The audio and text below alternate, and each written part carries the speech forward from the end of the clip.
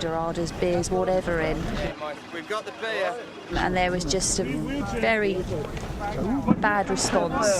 So Tracy and I quickly picked up the crates, took them out, apologised to the people that we've been working with, and they were okay. They just said, you know, it's okay if we can put them in the car, we would prefer that, and take them back to the boat. So they accept, you know, our Western ways, and that's great. And I don't think if we'd have been a little bit more discreet about the drinking, that would have been a problem, but it was a little bit too in the face. It wasn't me, it was Tiller. Tiller, you take responsibility.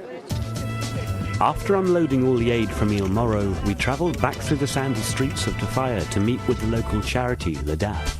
Tafaya's only hospital was built just 30 years ago, and any assistance here really is needed.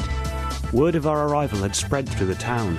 A mother and father, desperate for a wheelchair for their disabled son, Isha, had carried him down to the beach to meet with us.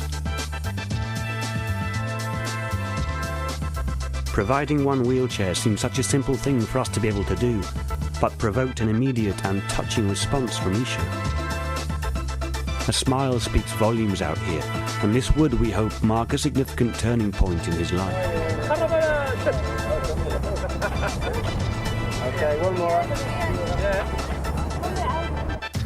As the crowds began to gather around our tent, you had the distinct feeling the circus was in town. What must have been most of Tafaya's inhabitants had made their way down to our tent. We, it turned out, were not the only attraction in town.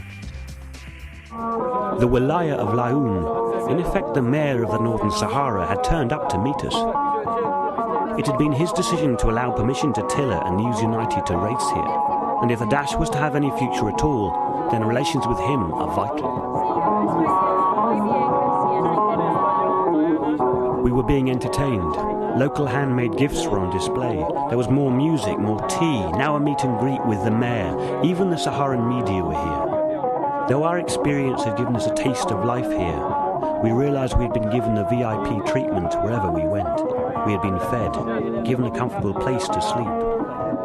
Somewhere along the way, the reality of life in Tafaya had eluded us. But all that was about to change. There was one more job still left to do.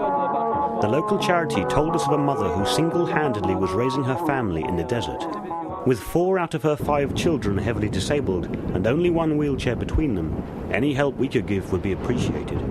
After driving into the desert as far as we could and walking what wasn't drivable, we met with the mother. This lady here is the mother of the children who the children are quite big now, but this is the mother of the children. So and she has 4 who are disabled, and between the 4 she has, there is only one wheelchair. To be honest with you, up to now I've been concentrating on the racing, and as much as we've been doing to help the charity, once you get it, completely overrides everything.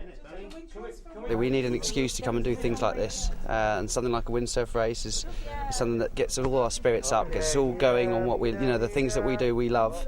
And as I said, something like this is really the icing on the cake for us to come over here and to be able to help these people and see help being given directly. What we presumed would be young children were in fact grown men. What age their mother must have been and who, if anybody, was looking after her, we couldn't tell. I feel really happy they've got it. I think it's kind of shocking what you see, but you're opening your eyes and you just realise that how fortunate we all are, and how fortunate we are to be, I think, part of making this happen, really.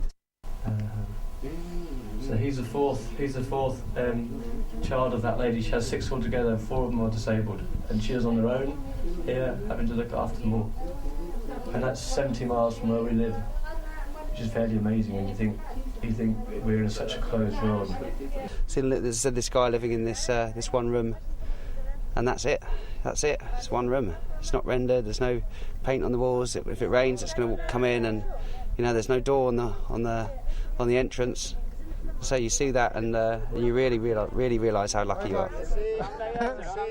I think there'll be a more of a twist on the emphasis of the race next time, for sure, as far as the competitors are concerned, especially after having seen this today.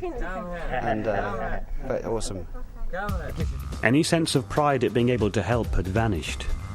From the moment we had stepped onto the shore of Africa, we'd been treated like kings, given everything we could need. And we, by comparison, had brought so little.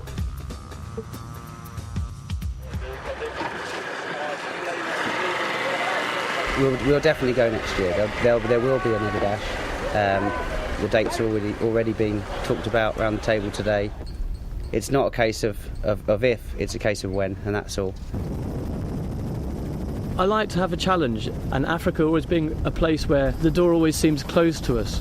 And one of the things that the mayor said to us when we said that, you know, for us it's a door which has always been closed. He said, "Monsieur Xavier, the door is always open for you." And in a way, you know, it's kind of our eyes which are closed to going there. And I think after this trip, I think it's kind of opened everyone's eyes and realised, you know, it's a wonderful place, Sahara. It's a, you know, you can have a wonderful experience. You'll make great friends, and you'll meet, you know, you meet wonderful people.